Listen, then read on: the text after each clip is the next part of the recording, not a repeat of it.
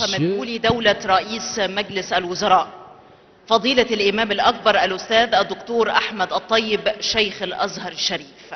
Excellence le Premier ministre, Altesse le grand imam de l'Azhar, les représentants des pays membres à l'Organisation de la coopération islamique et les représentants des organisations de l'ONU et internationales, chers invités et honorables invités de l'Égypte, bienvenue à la conférence du discours religieux et son impact sur le renforcement du rôle de la femme dans les pays membres de l'OCI, organisée par le Conseil national de la femme et Al-Azhar al-Sharif et l'Organisation de développement de la femme sous l'égide de son Excellence le président Abdel Fattah el-Sisi, président de la République, au cours de 2 jours, le 1er et 2 février. Nous commençons par quelques versets du Coran récités par l'étudiante de l'Azhar, Mariam Abdelaziz.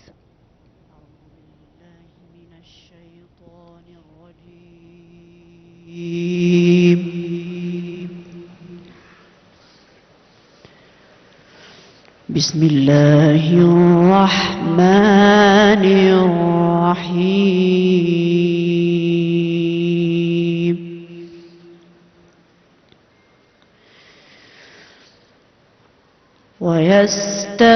ويستفتونك في النساء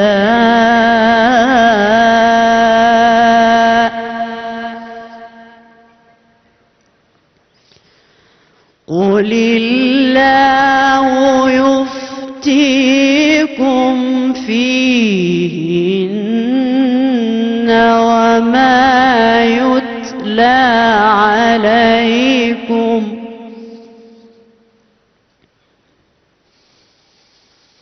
وما يتلى عليكم في الكتاب في يتامى النساء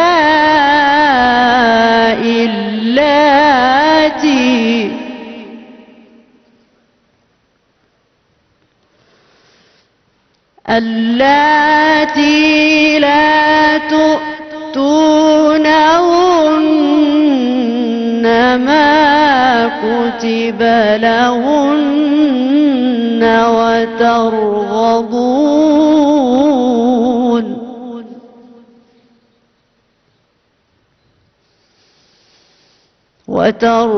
وترغبون أن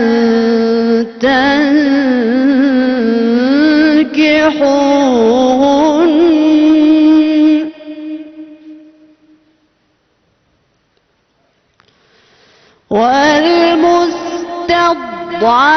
والمستضعفين من الولدان وأن تقوموا لليتامى بالقسط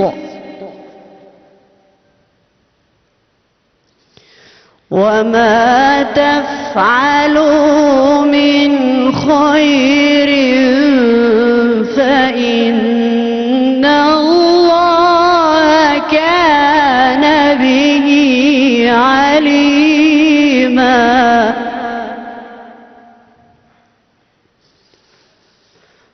وإن امرأة خافت من بعلها نشوزا أو إعراضا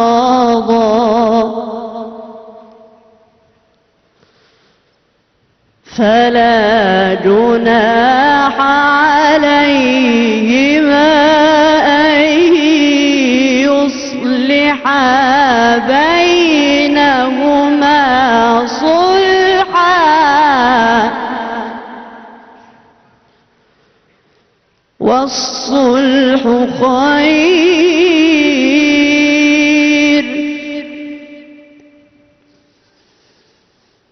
وأحضرت الأنفس الشح وإن تحسنوا وتتقوا فإن كان بما تعملون خبيرا وإن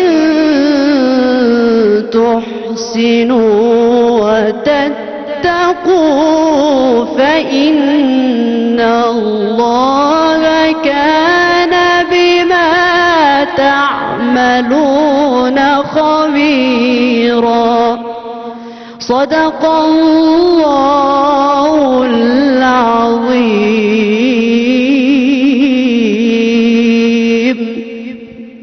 صدق الله العظيم. السيدات والسادة، في لحظة À un moment historique وعلى أرض et مصر sur la terre de l'Égypte, digne et toujours fière, source de la sagesse et de la modération, se tient aujourd'hui un grand rassemblement qui reflète la conjugaison des efforts. Ce n'est pas une conférence traditionnelle ou un événement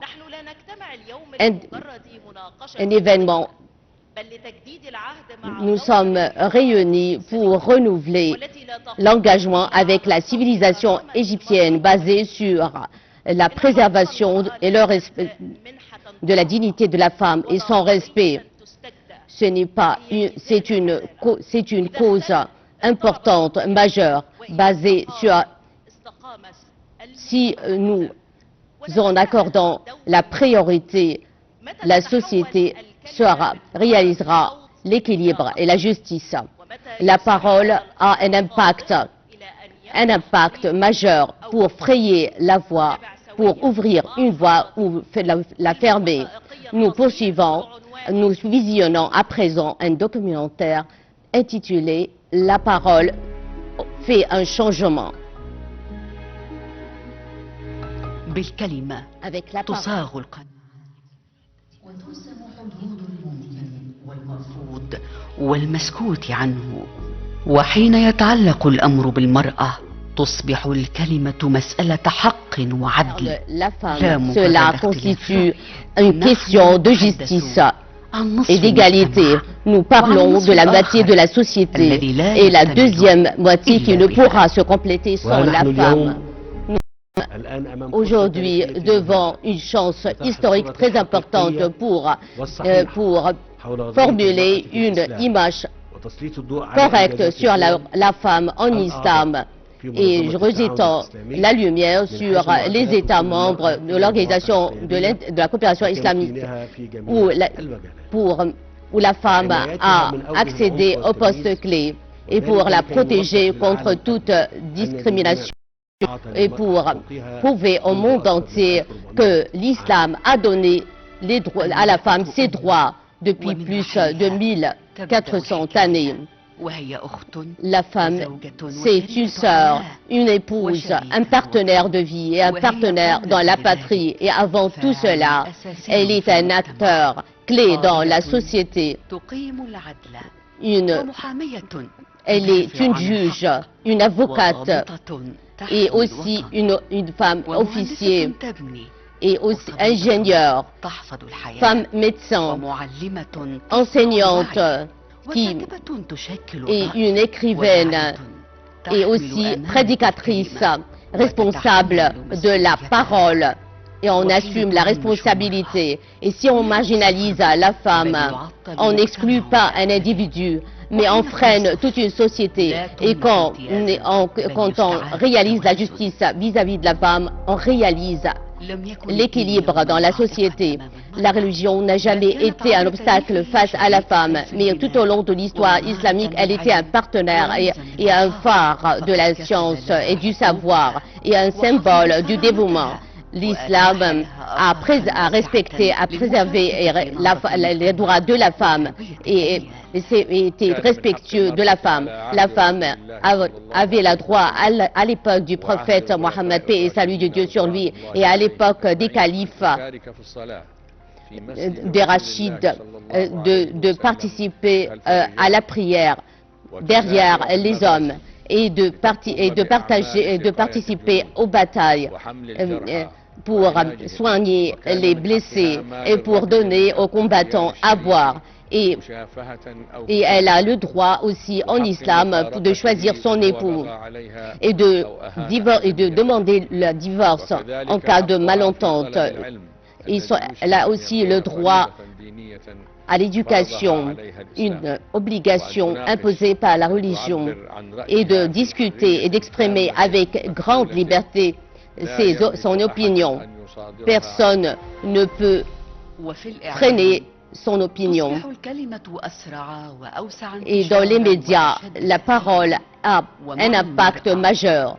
Et avec la femme, en ce qui concerne la femme, la responsabilité devient encore plus importante.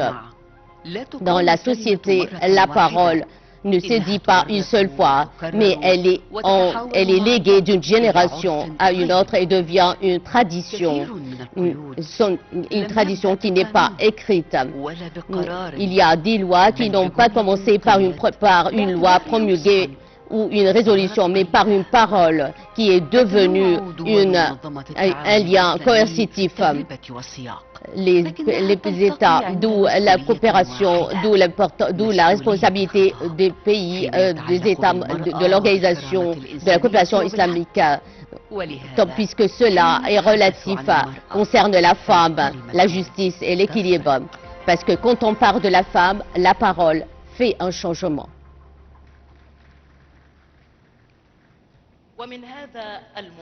De cette approche, nous organisons cette conférence internationale pour confirmer que les discours religieux et médiatiques, quand ils conjuguent leurs efforts, et ils deviennent les outils les plus forts pour protéger la femme et des garanties pour réaliser la stabilité. Mesdames et messieurs, nous sommes réunis aujourd'hui au siège de l'Azhar al-Sharif sous l'égide de son Excellence le président Abdel Fattah el-Sisi, président de la République, qui a fait de l'autonomisation de la femme une priorité dans la construction de la nouvelle République.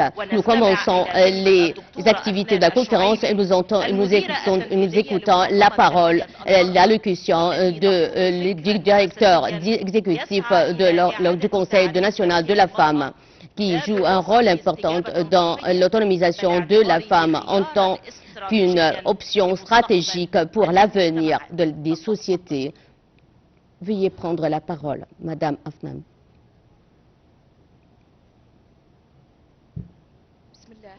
Au nom de Dieu, tout miséricordieux, très miséricordieux. Excellence, le président Abdel Fattah el-Sisi, président de la République arabe d'Égypte. Excellence, Monsieur Mustafa Madbouli, le Premier ministre. Son Éminence, le grand imam, le professeur Dr Ahmed al-Tayyib, Cheikh al-Azhar. Sa Sainteté le pape Théodore II, pape d'Alexandrie et patriarche du siège de Saint-Marc. Son Excellence Monsieur Hussein Ibrahim Taha, secrétaire général de l'Organisation de la coopération islamique. Et Son Excellence la conseillère Amel Amar, présidente du Conseil national de la femme et présidente du Conseil ministériel de l'Organisation pour le développement de la femme. Excellences, éminentes personnalités, représentants des États membres de l'Organisation de la coopération islamique, que la paix et la bénédiction vous soient accordées. Alors, c'est avec honneur et fierté que je me tiens devant vous aujourd'hui dans le cadre de cette importante conférence internationale qui se tient à un moment charnière de l'histoire de notre monde islamique, conformément à la décision issue de la 8e session de la conférence ministérielle de l'OCI pour la femme, qui était tenue au Caire du 6 au 8 juillet 2021, sous le patronage de la République arabe d'Égypte et en présence de son Excellence le président de la République arabe, le président Abdel Fattah el-Sisi. Cette décision appelle à mobiliser le discours religieux et médiatique, examiner son impact sur la protection et la promotion des droits de la femme, et confirme l'organisation d'une conférence internationale sur les droits de la femme et l'islam.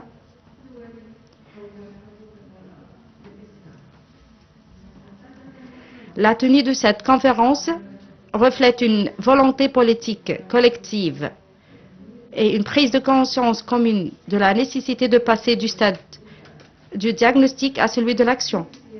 du discours aux politiques efficaces.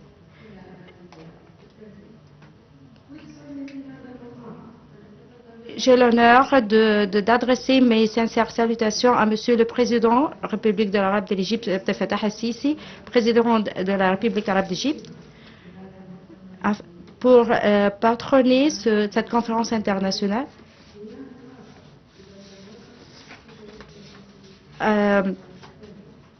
Ainsi que son soutien constant aux efforts visant à renforcer les droits de la femme et à préserver ses acquis.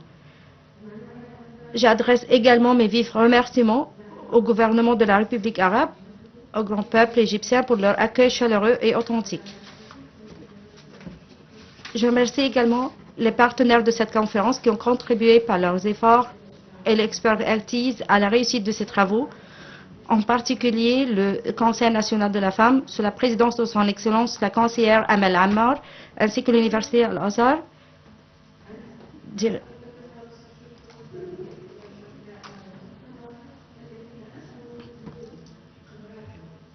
qui ont contribué par leurs efforts et leurs expertises à la réussite de cette conférence, en particulier le Conseil national de la femme.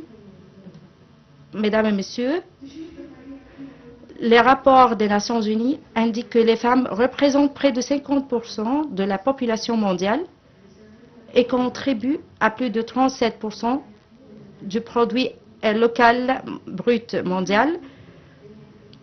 Toutefois, l'écart entre le potentiel et les réalités demeure considérable.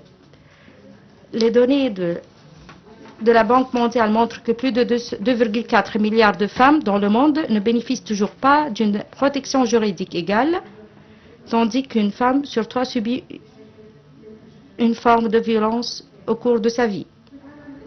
Dans le monde islamique en particulier, malgré la diversité culturelle et sociale, certains défis persistent quant à l'utilisation du discours religieux et médiatique. Celui-ci peut parfois être détourné pour perpétuer des stéréotypes, restreindre les rôles des femmes et justifier les pratiques contraires au principe de justice, ce qui vient à l'encontre des nobles finalités de la charia. L'expérience a démontré que le discours religieux éclairé constitue l'un des instruments les plus efficaces du changement positif dans les sociétés. Mesdames et messieurs, cette conférence réunit les décideurs, les responsables religieux, médiatiques et communautaires des différents pays de l'OCI sous un même toit afin d'élaborer une vision intégrée qui traite les causes profondes des défis auxquels les femmes sont confrontées et lance des initiatives pratiques fondées sur un discours religieux éclairé et un média responsable garantissant la protection des droits, la promotion de la justice et de l'égalité.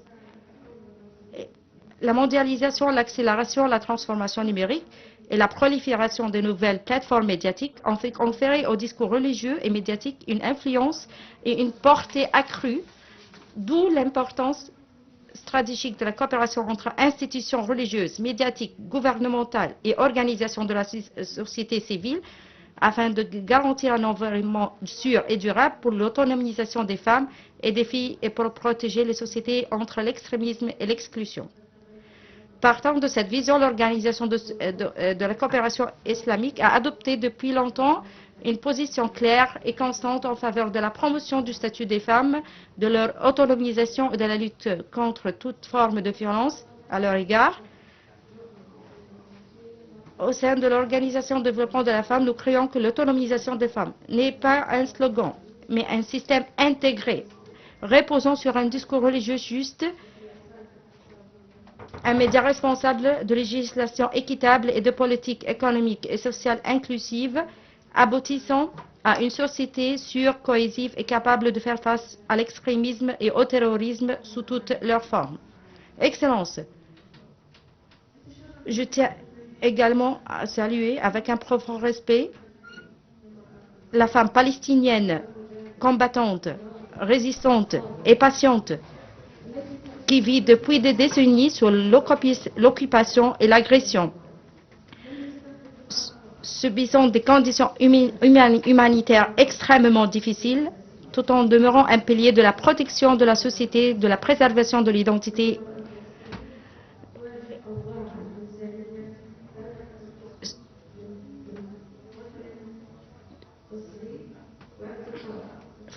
Alors, les droits de la femme palestinienne font partie intégrante des droits de la femme dans le monde.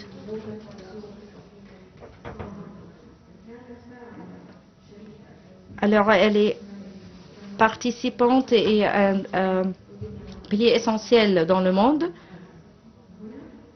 Ici vient le rôle du discours religieux, qui soit équilibré et modéré, qui dépend du respect de la dignité de la femme. Le statut de la femme palestinienne nous met tous devant une position claire et équilibrée. La femme palestinienne est toujours symbole de résilience qui fait face à des conditions humanitaires exceptionnelles. Ici, on confirme la protection de la femme et de ses droits et la préservation de sa dignité demeure une responsabilité morale et humanitaire. Les droits des femmes palestiniennes est une partie essentielle des droits de la femme sur le plan international et sa crédibilité. Mesdames et messieurs, en ouvrant les travaux de cette conférence, nous réaffirmons notre engagement à œuvrer avec nos partenaires afin d'élaborer des politiques de coopération efficaces entre les États membres de l'OCI fondées sur l'échange d'expériences, la coordination des efforts et la transformation des visions en résultats concrets. La coordination des efforts et la transformation des visions en résultats concrets. Je suis fière aujourd'hui d'être parmi vous et ma participation ne soit pas la dernière.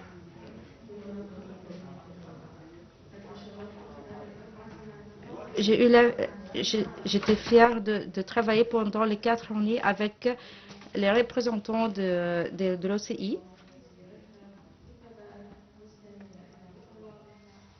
qui a une vision stable et je vous remercie et je souhaite à cette conférence. Je remercie une autre fois Monsieur Son Excellence le Président de la République arabe de soutenir le statut de la femme, le Conseil de la femme, le Conseil du développement de la femme. Je vous souhaite la bienvenue et je vous remercie. Je vous souhaite à cette conférence pleine de succès et de réussite. Et que ces décisions soient concrètes et soient pour la femme et sa dignité et que la paix et la bénédiction vous soient accordées. Merci.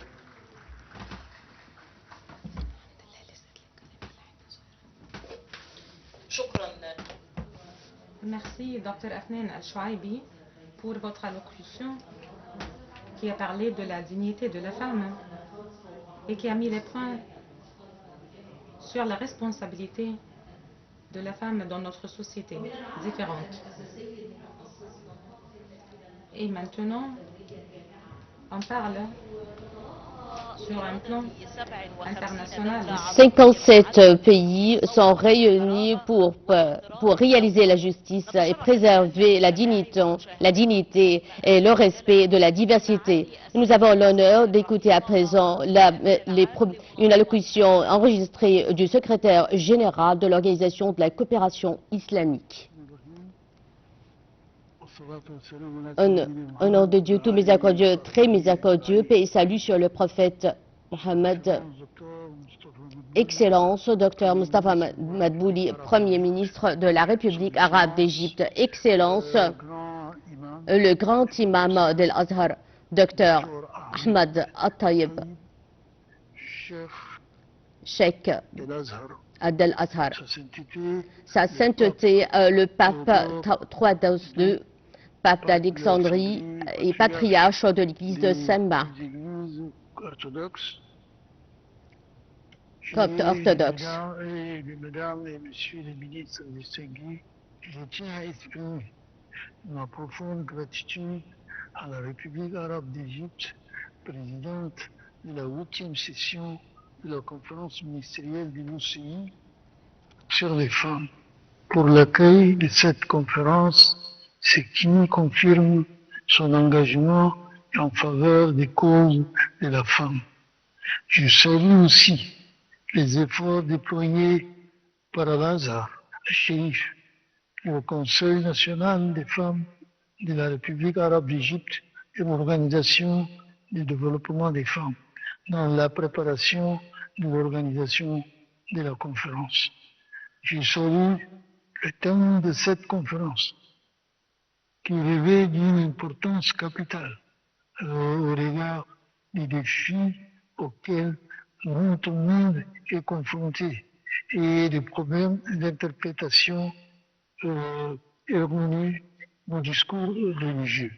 Il est donc urgent de réaffirmer un discours fondé sur les valeurs islamiques de tolérance, qui confirme que le respect de la femme et de la protection des droits de la femme et ses droits font partie intégrante du message islamique. Je voudrais également que l'organisation de cette coopération islamique fait l'autonomisation de la femme et de la protection de ses droits une priorité absolue. Je tiens absolument à vos travaux. Assalamu alaikum wa rahmatullahi wa barakatuh. شكرا لمعالي الأمين العام على هذه الكلمة Pour son allocution qui est venue sceller que la cause de la femme est au cœur de la coopération islamique et n'est pas seulement un dossier et depuis un simple dossier. Et depuis, nous parvenons actuellement à une expérience qui produit les programmes en des projets sur la mise en œuvre sur le terrain de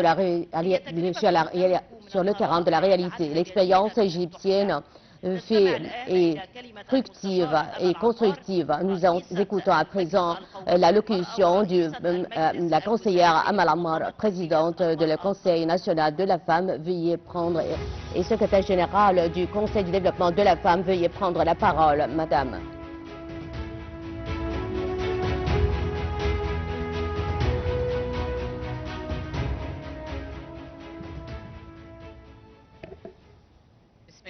Au nom de Dieu, tout miséricordieux, très miséricordieux, Excellence, le Premier ministre Dr Mustafa Madbouli, Altesse, le grand imam d'Al-Azhar, le Dr Ahmed Al-Tayyib, Sa Sainteté, le pape Tawadros II, pape d'Alexandrie et patriarche de l'Église copte orthodoxe de Saint-Marc, Excellence, Monsieur Hassan Ibrahim, secrétaire général de l'Organisation du développement de la femme, Dr Afnan Ashaibi, directeur exécutif de l'Organisation du développement de la femme, Excellence, Éminence, Mesdames et Messieurs, représentants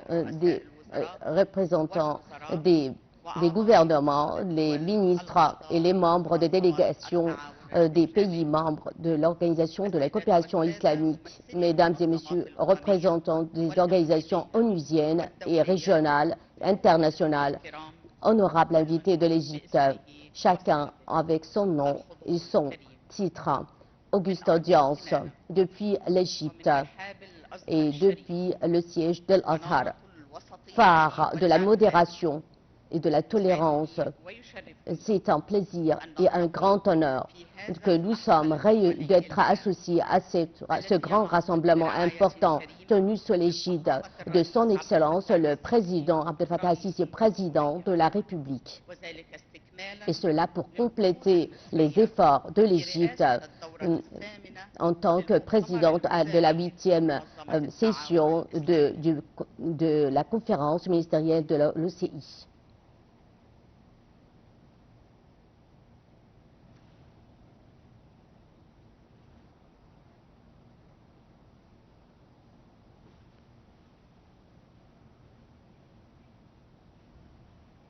Al-Azhar, place du savoir de la religion, berceau de la pensée modérée et équilibrée. La coopération entre Al-Azhar et le Conseil national de la femme constitue un modèle pratique. Ce ne sont pas des moyens de communication seulement, ce sont deux forces qui sensibilisent la communauté et qu'il y a un espace de refus et d'acceptation dans la société.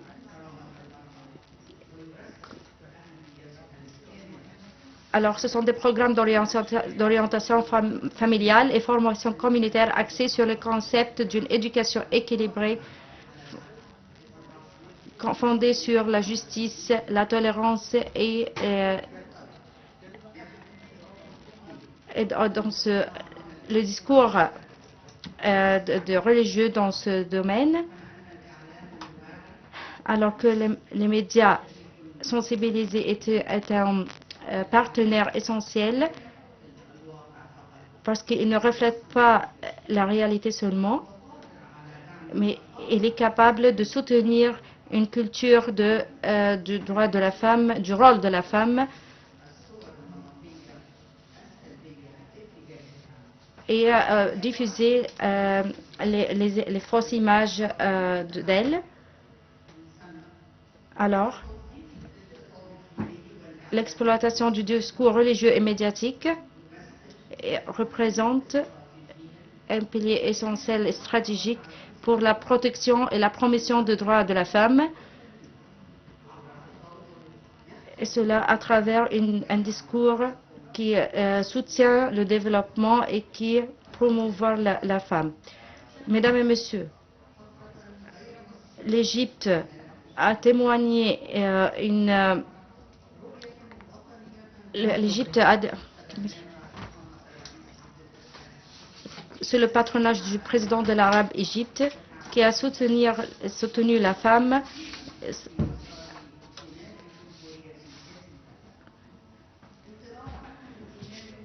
Alors, le développement des nations se mesure avec la capacité de la femme et la capacité du monde. Ce qui a poussé le président de pousser la stratégie nationale pour l'autonomisation de la femme égyptienne 2030, première stratégie nationale intégrée et alignée sur les objectifs de développement durable, établissant une approche globale politique, économique, sociale et de protection, plaçant la femme au cœur du processus de développement. Cette vision a permis de réaliser de grands progrès historiques pour la femme égyptienne. Aujourd'hui, nous avons une représentation parlementaire conforme aux standards internationaux et une grande présence dans les cercles de décision et même l'accès à de hautes fonctions judiciaires ainsi qu'une grande participation économique et un renforcement du cadre législatif de protection contre toutes les formes de violence et de discrimination. Tous ces progrès ne peuvent être consolidés ou développés que vraiment par un discours religieux et médiatique éclairé et modéré, capable de corriger les perceptions erronées et pour transformer les avancées législatives en actes sociaux durables. Et enfin, et dans ce contexte, parlant de la protection et l'autonomisation de la femme sur le plan international, on affirme notre soutien à la femme palestinienne, symbole de résilience la protection de ses droits et la préservation de sa dignité demeure une responsabilité morale et humanitaire partagée par nous tous. Et enfin, je tiens à adresser bien sûr mes sincères remerciements et ma profonde gratitude à son Excellence le Président Abdel Fattah el-Sisi pour son soutien constant au dossier de l'autonomisation de la femme égyptienne, ce qui a aidé les femmes à entrer dans la phase la plus importante de l'histoire contemporaine. Je remercie bien sûr également nos partenaires dans cette conférence, son éminence le grand imam Cheikh Al-Tayyib, Cheikh d'Al-Azhar al-Sharif, et Dr Afnan Al-Shaibi, directrice exécutive de l'Organisation pour le développement de la femme, ainsi que l'ensemble des ministres, ambassadeurs et des invités. Merci énormément. Que la paix, la miséricorde et la bénédiction de Dieu vous soient accordées. شكرا للمستشارة أمل عمار. Merci Madame la conseillère Amal Ammar pour une allocution qui a concrétisé la mûreté de l'expérience égyptienne qui considère la femme, qui met la femme au cœur de la priorité de la société sous l'égide du président de la République Abdel Fattah el-Sisi qui s'attelle à réaccorder l'autonomisation à la femme égyptienne. Mesdames et messieurs, un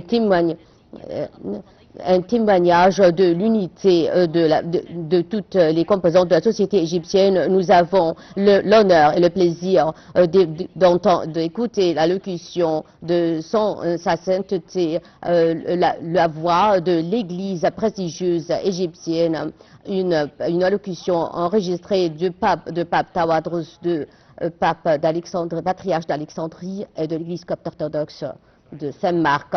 C'est un plaisir de participer à cette conférence et du thème de cette conférence qui accorde une attention particulière à un dossier crucial dans la société égyptienne. Le premier point que je veux évoquer, c'est la lutte contre le terrorisme. Ici, en Égypte, nous avons vécu tout au long de l'histoire autour du Nil qui se trouve au centre de l'Égypte. La personnalité égyptienne est devenue ainsi une personnalité caractérisée par la modération et sans aucune déviation. Nos ancêtres, les philosophes, nous a appris la modération, c'est la meilleure voie. C'est pourquoi la tolérance, d'où l'importance des valeurs de la tolérance et de la fraternité, et nous sommes toujours, les Égyptiens sont connus par leur tolérance. Le second point, c'est l'excision des femmes, une tradition délétère, refutable et rejetable par la société égyptienne qui est héritée depuis héritée dans des zones dans des zones vulnérables et rurales où se répandent les idées, l'illéthérisme. C'est une agression contre la fille depuis son enfance qui aura des impacts sur sa vie conjugale et sa vie au sein de la société. Cela est refusé religieusement sur le plan de la religion et aussi de la médecine, d'où l'importance de la sensibilisation pour lutter contre cette tradition délétère. Aussi le mariage précoce. Le mariage est refusé nous luttons contre ce mariage. Nous accordons aussi la priorité au discours religieux à l'Église. Nous donnons des homélies aux différentes catégories au sein de la société, aux femmes, aux hommes, aux enfants, et pour préparer les nouveaux, les futurs mariés. Nous accordons et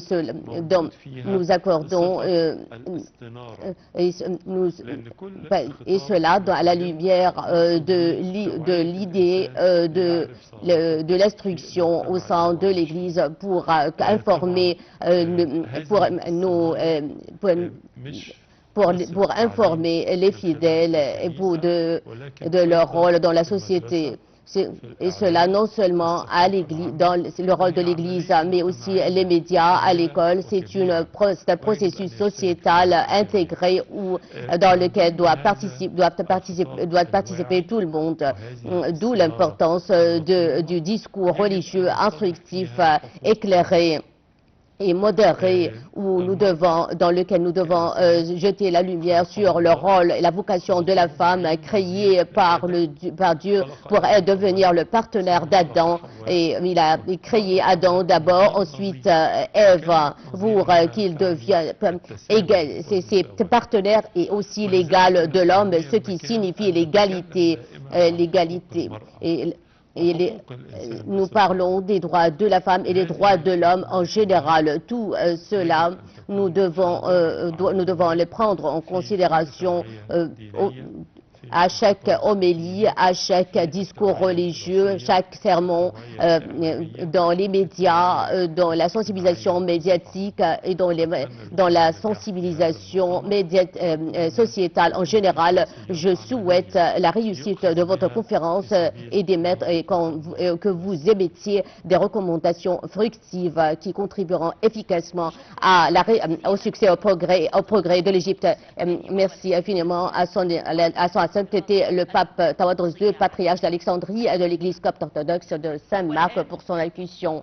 À présent, la parole est donnée à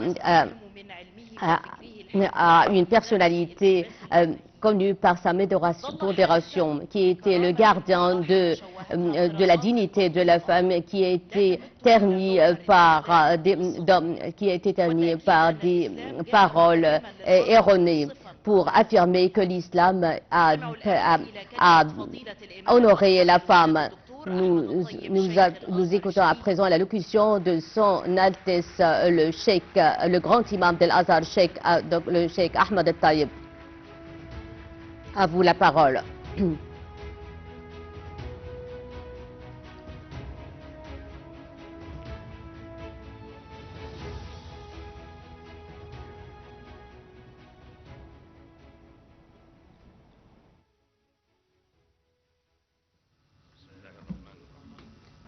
Au nom d'Allah, le tout miséricordieux, le très miséricordieux, louange à Allah et que la paix et les bénédictions d'Allah soient accordées au messager d'Allah, Mohammed, ainsi que sa famille, ses compagnons et ceux qui suivent sa voie avec bienveillance.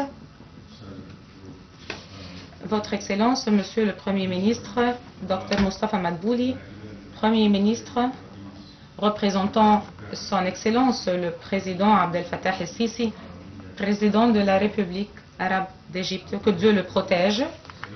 Honorable audience, que la paix, la miséricorde et les bénédictions d'Allah vous soient accordées. Je suis heureux, au début de mon allocution, de vous souhaiter bien sûr tous la bienvenue au sein de notre Azhar, qui se part aujourd'hui de cette élite distinguée et de cette constellation de savants, des penseurs, des intellectuels, des hommes de médias qui sont venus de divers pays et des quatre coins du monde pour participer à cette conférence. La mobilisation du discours religieux et médiatique et son impact sur la protection et la promotion des droits de la femme dans les pays d'organisation de la islamique. Et bien sûr pour débattre des questions relatives à la femme musulmane et la femme pour évaluer ce qui est devenu son statut humain et civil aujourd'hui. C'est une conférence d'importance extrême et d'importance aussi gravité. Si on discute nos sujets à la lumière de ce qui se passe au-delà des mers, comme les théories, les thèses et les révolutions concernant la femme et ses droits, qui se sont cristallisés au cours des dernières décennies, comme une révolte contre la famille et une revendication de libération de ces contraintes et du fait que le rôle de l'épouse et de la femme est cantonné à la maternité ou la servitude de reproduction, selon l'expression de l'écrivaine française Simone de Beauvoir, qui a décrit que le mariage est comme une prison éternelle pour la femme et la fin de sa vie et de ses rêves. Et ensuite, ces mouvements féminins en Occident ont évolué sous le nom de féminisme, et qui veut dire révolution féministe ou nouveau droit des femmes, qui réclament de redéfinir la famille et d'adopter de nouvelles formes où le partenaire remplace le mari et où la notion de la famille ne se limite pas même aux partenaires hommes et femmes, mais s'élargit malheureusement pour inclure une famille composée de 2 hommes ou de 2 femmes, unis par des relations que nous connaissons tous. Il y a aussi de nouveaux termes qui sont apparus, comme mère biologique, mère sociale, qui s'est même évolué jusqu'à être utérus artificiel, et qui est la possibilité de grossesse hors du corps humain. Et ainsi, la femme peut être libérée complètement de l'homme si elle souhaite avoir des enfants, par exemple. Ces enfants sortiraient de ventre d'appareil selon les caractéristiques et les capacités et les formes que la femme souhaite.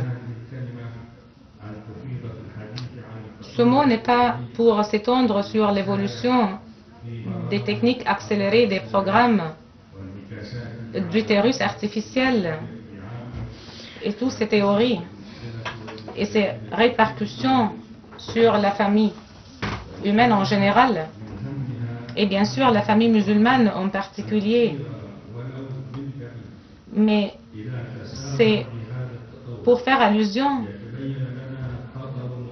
afin de constater l'accélération de cette évolution et de comprendre notre conférence est vraiment contre le courant de vague dont la destruction ne s'arrête pas aux limites de la famille occidentale, mais poursuit désormais pour exercer son emprise sur les pays arabes et musulmans.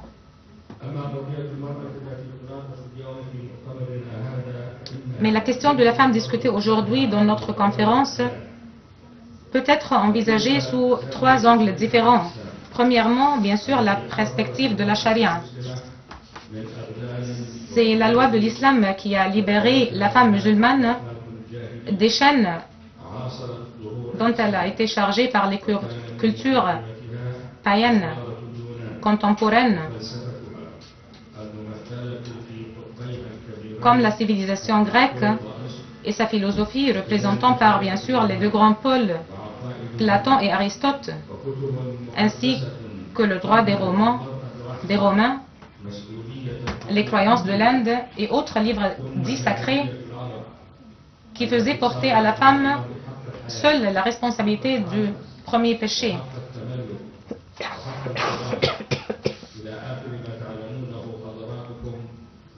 Puis l'ignorance des Arabes qui confisquaient à la femme ses droits de vie et d'apprentissage et d'héritage.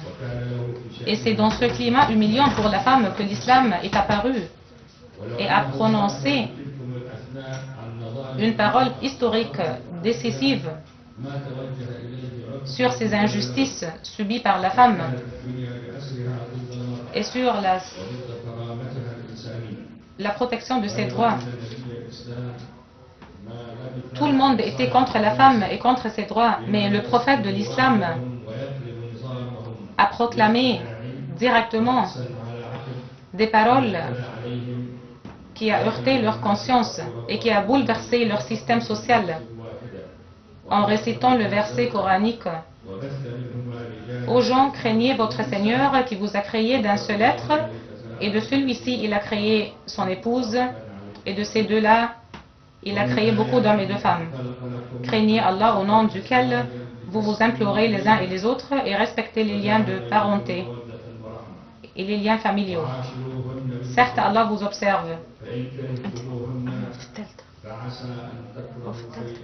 Et aussi le verset, vivez avec elles convenablement. Si vous les détestez, il se peut que vous détestiez une chose où Allah a mis un grand bien. Aussi le verset, elles ont des droits équivalents à leurs obligations conformément au convenable. Et notre noble prophète a proclamé aussi partout que les femmes sont les sœurs jumelles des hommes. Et parmi ses dernières paroles, quand il faisait ses adieux à cette vie, il a dit « Craignez Allah au sujet des femmes ». Et c'est lui qui a mis fin à l'enterrement des filles vivantes et qui a accordé à la femme des droits qu'elle ne connaissait pas auparavant, avant l'apparition de l'islam. C'est là où elle a pu enfin avoir son droit d'héritage, d'éducation et de choisir son mari. Elle a eu même le droit d'avoir ses droits financiers. Et elle a été légale à l'homme dans ses obligations et dans la responsabilité. Et même dans le droit à la séparation. Notre prophète a donné au mari le droit de divorce et a donné à l'épouse le droit du khola, c'est-à-dire la divorce par la demande de la femme. Donc c'est bien connu que ces droits suffisent à faire de la femme, dans toute société, un élément créateur, dont la valeur n'est pas moindre à celui de l'homme. Notre prophète, paix et bénédiction lui soit accordée, a dit « Si j'avais à préférer quelqu'un, j'aurais préféré les femmes aux hommes. » Et cette préférence, cher invité, n'est pas une simple consolation destinée aux femmes parce qu'elles sont faibles mais c'est une justice due à des égalités et des qualités particulières dans lesquelles les femmes excellent souvent et surpassent même les hommes. Cependant, malgré tous ces trésors dont dispose notre communauté, capable de donner à la femme tous ses droits pour la préparer à assumer ses responsabilités éducatives, sociales, économiques et politiques, mais malheureusement, la condition de la femme demeure, dans certains contextes, étrangère à la philosophie de l'islam et à l'esprit des législations issues du Coran et de la Sunna du prophète. Maintenant, le deuxième angle,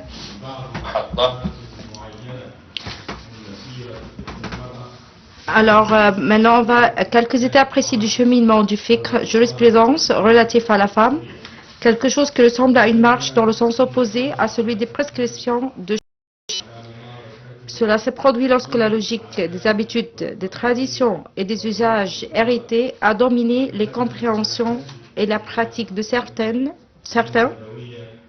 et a supplémenté l'orientation des législations coraniques et prophétiques qui visent l'équité envers la femme et l'établissement de ses droits. Il est résulté une culture populaire qui a confisqué nombre de droits légaux de la femme et qui a fait de la femme musulmane un modèle de faiblesse et de retrait derrière les murs, habituée aux injustices et à les supporter, alors même que sa congénère en Occident et en Orient a pu briser toutes ces entraves. Et afin de couper la route à ceux qui guettent un mot ici ou une phrase là,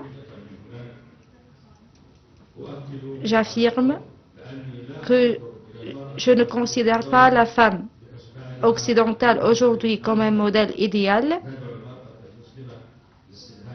que la femme musulmane devrait imiter, copier ou prendre pour exemple dans sa contemporaine. Car si elle le faisait,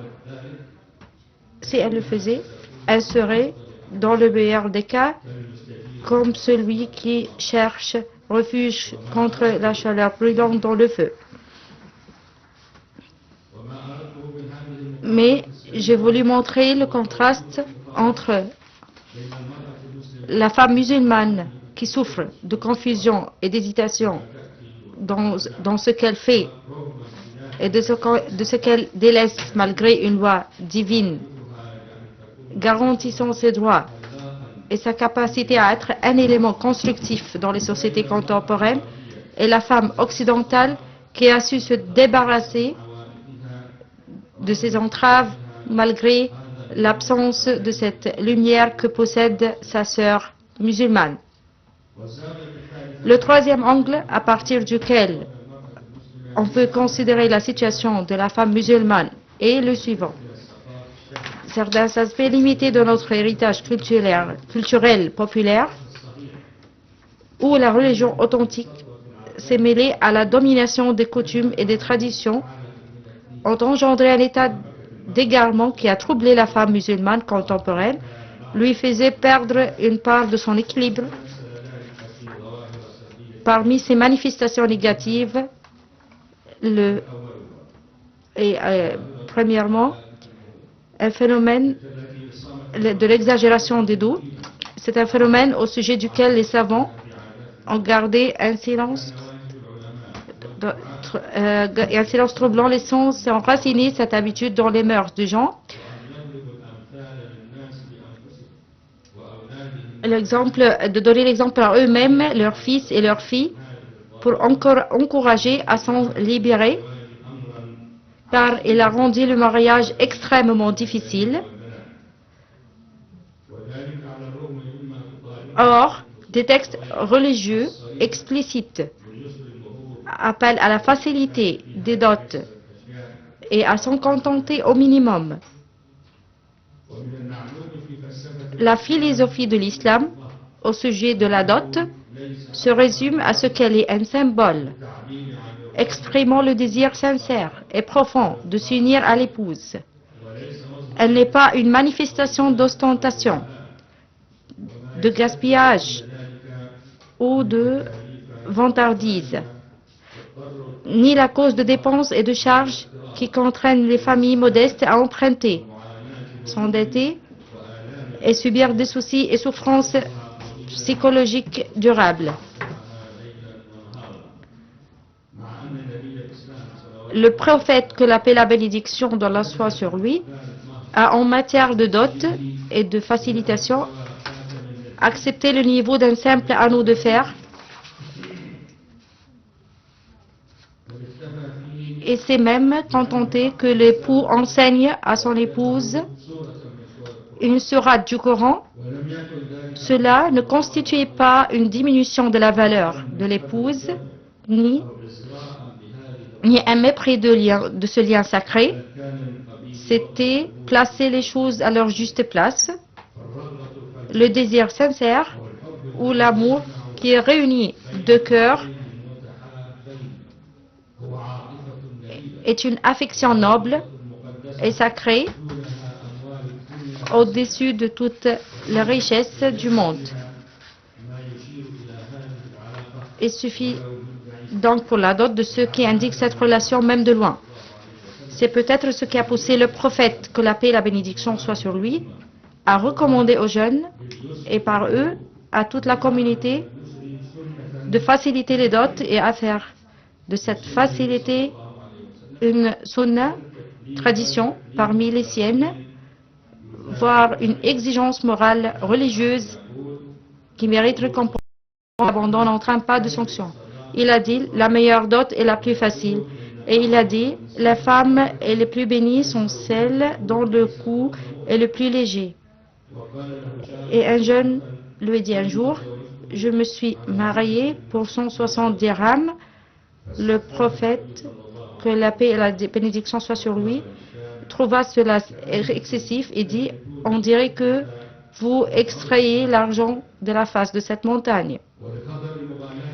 En raison du danger des dots exagérées sur la construction de la famille, le commandeur des croyants, Omar, qu'Allah l'a agréé, eu l'intention d'établir une loi limitant les dots à un niveau accessible au commun des gens.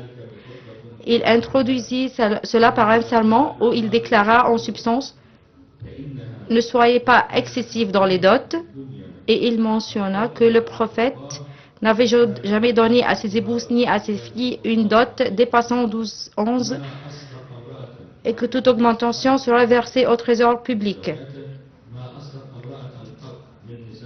Et si vous voulez remplacer une épouse par une autre et que vous avez donné à l'une d'elles un quintal, n'en reprenez rien.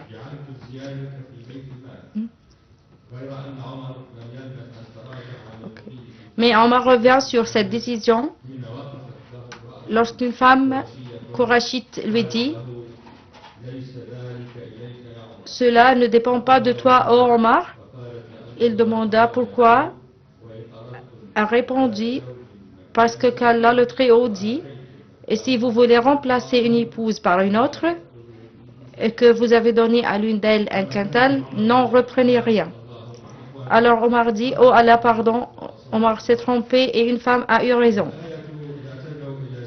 Le verset n'appelle pas à augmenter les dots.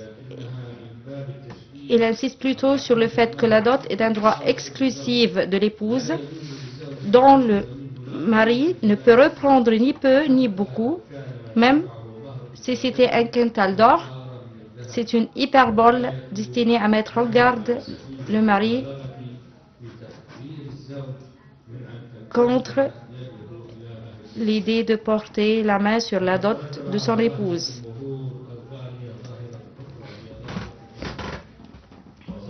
Et de la dot élevée découle un autre phénomène qui est le prolongement du célibat et la difficulté du mariage, ce qui impose aux jeunes des pressions psychologiques importantes afin de pouvoir préserver leur chasteté et leur pureté et obéir aux ordres de leur Seigneur. Il ne fait aucun doute que la solution est de faciliter le mariage.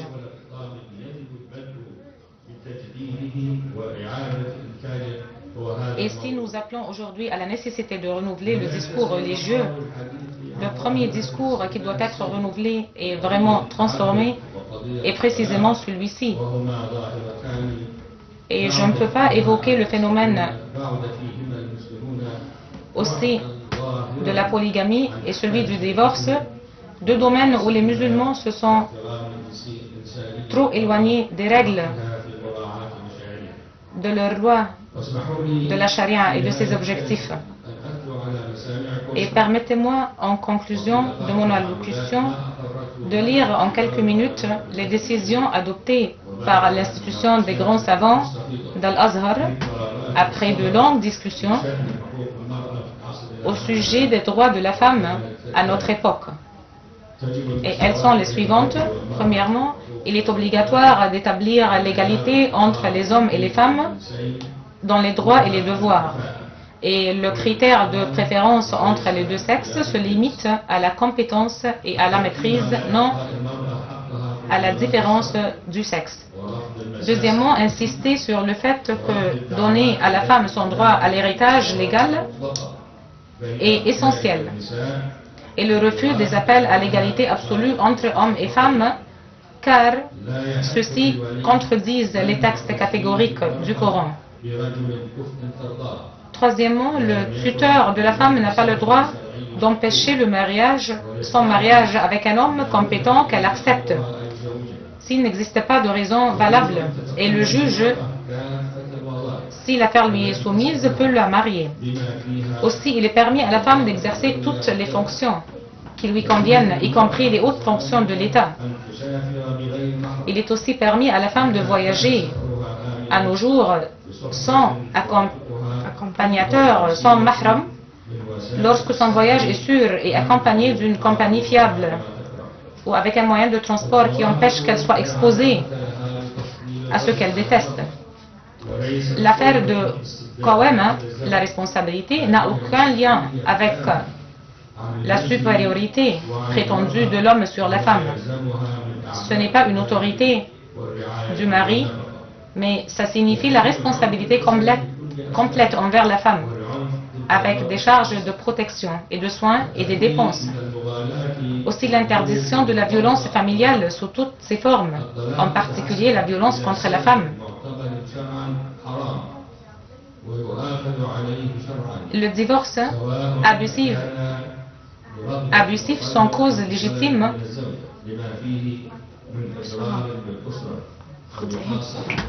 en raison des dommages causés à la famille, surtout aux enfants, et de la contradiction avec l'éthique de la loi et de son atteinte à ce que la loi vise par le mariage, qui est bien sûr la stabilité et la continuité, est à complètement éviter, autant que possible, afin de limiter le désordre du divorce.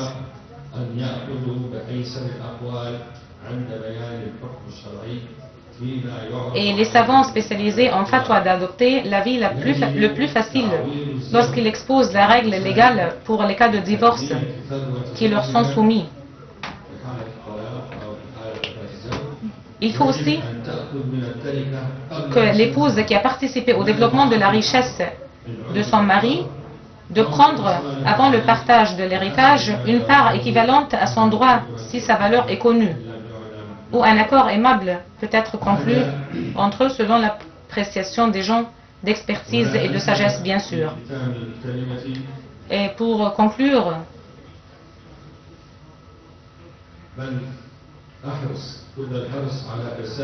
bien sûr, d'exprimer mes sincères remerciements et ma profonde reconnaissance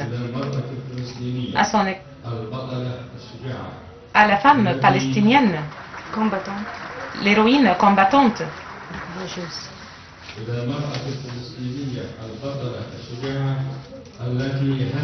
l'héroïne femme palestinienne qui a pu faire face à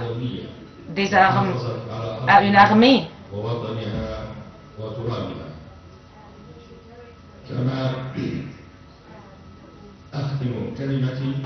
et je conclus aussi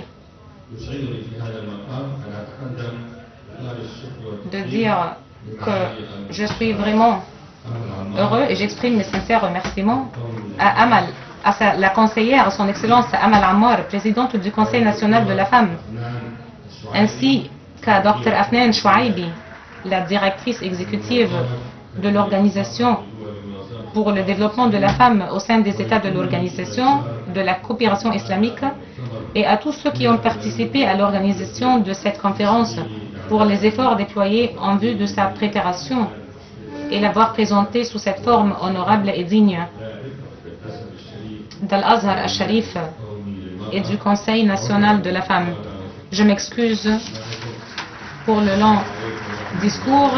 Merci pour votre attention. Que la paix et la miséricorde vous soient accordées.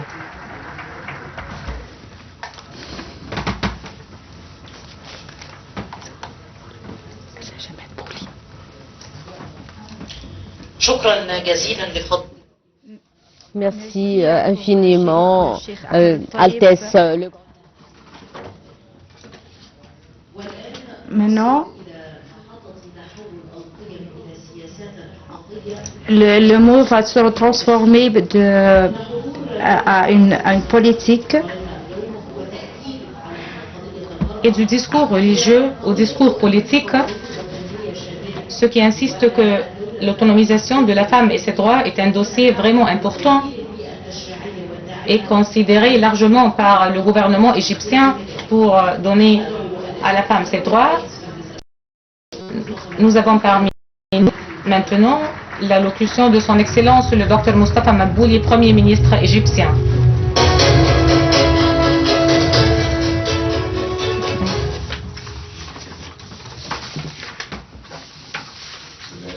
Au nom d'Allah, le très miséricordieux, Monsieur Ahmed al-Taïb, le Cheikh al-Azhar, le grand imam, Madame la conseillère Amal Ammar,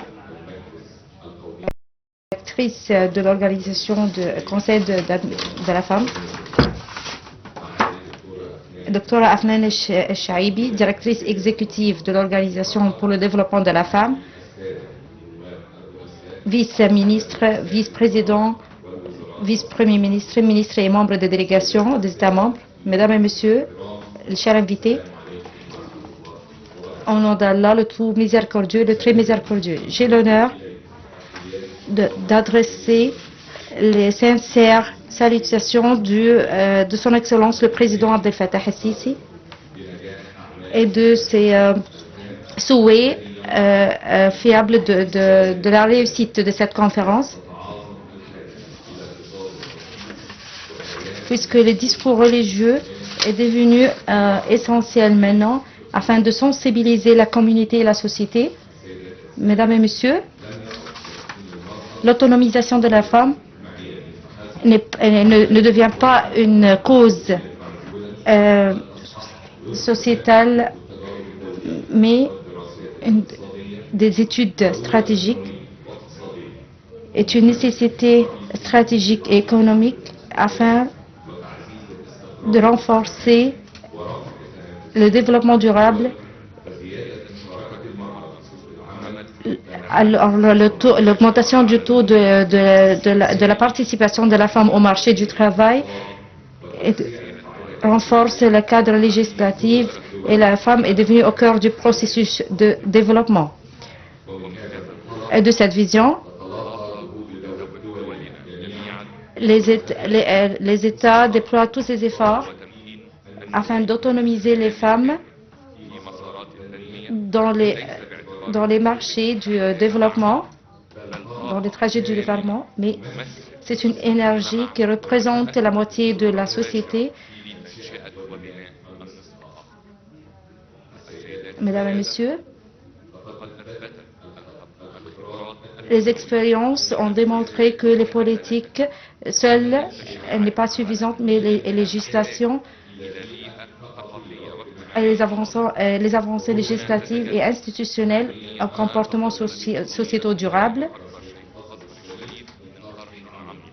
Je remercie le grand imam de son mot, qui affirme que le discours religieux est vraiment au cœur de l'autonomisation de la femme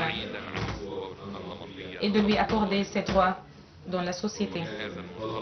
De cette vision, on appelle les organisations religieuses et médiatiques parce qu'ils ont vraiment un rôle important à transformer la conscience collective et à jeter la lumière sur les exemples éminents de femmes. On appelle les médias à diffuser le modèle des femmes productives et sociétables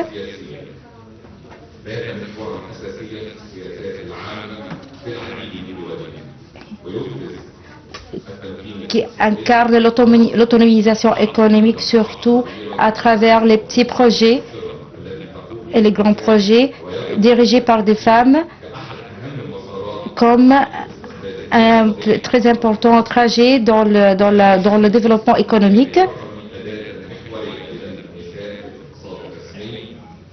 Et les femmes dans les partenaires qui sont devenus des partenaires économiques dans les projets, qui ont des compétences.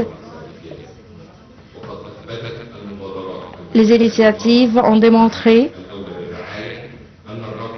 que le lien entre l'économie et les législations et la communauté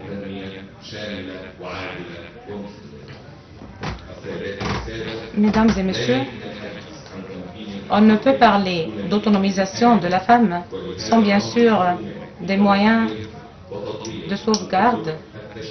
C'est pourquoi le gouvernement fait de son mieux pour renforcer les cadres législatifs, pour protéger les femmes contre toute forme de violence et de discrimination et pour augmenter les sanctions concernant à n'importe quel abus contre la femme.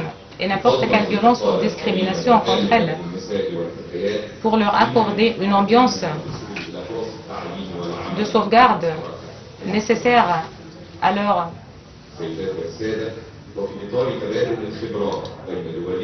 participation dans la société et le développement durable.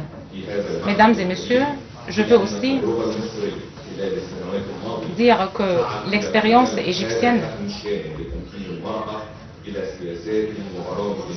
l'Égypte a connu un progrès sans précédent dans ce domaine d'autonomisation de la femme, ce qui est le fruit d'une vision nationale claire portée par son Excellence le président Abdel Fattah el-Sisi, qui a fait du soutien de la femme et du renforcement de son rôle un axe fondamental. Et aujourd'hui, on peut voir les femmes. Cette vision a été réalisée et il y a un progrès historique pour les femmes égyptiennes. Elles sont maintenant représentées dans le Parlement et il y a une présence accrue dans les cercles de décision, dans les fonctions judiciaires et autres. Et bien sûr, on doit partager les expériences pour ce dossier d'autonomisation de la femme. Mesdames et messieurs, cette conférence n'est pas une simple tribune, mais vraiment Un plan d'action. un plan d'action pour la transformation des avancées législatives et institutionnelles en de vrais actes sociaux durables, ce qui promote vraiment le respect de la femme et le promouvoir de sa participation dans la société. Et finalement, j'insiste que nous sommes prêts à tout faire et à tout échanger avec les pays, des organisations, Ce qui renforce nos efforts déployés d'être modérés et justes. Au nom d'Allah, je vous remercie tous.